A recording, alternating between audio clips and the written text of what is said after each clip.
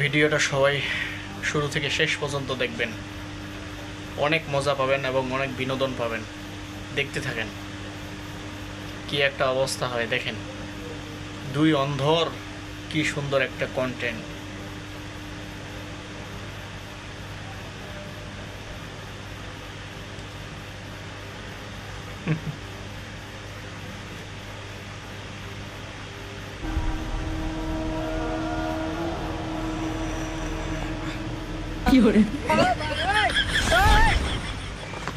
রাস্তায় এতটা পানি হয়ে গেছে।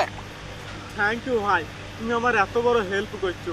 না হলে আমি অন্ধ মানুষ, আমি কি বাড়ি পৌঁছাইতে পারতাম না। অন্ধ? হ্যাঁ ভাই, আমি অন্ধ।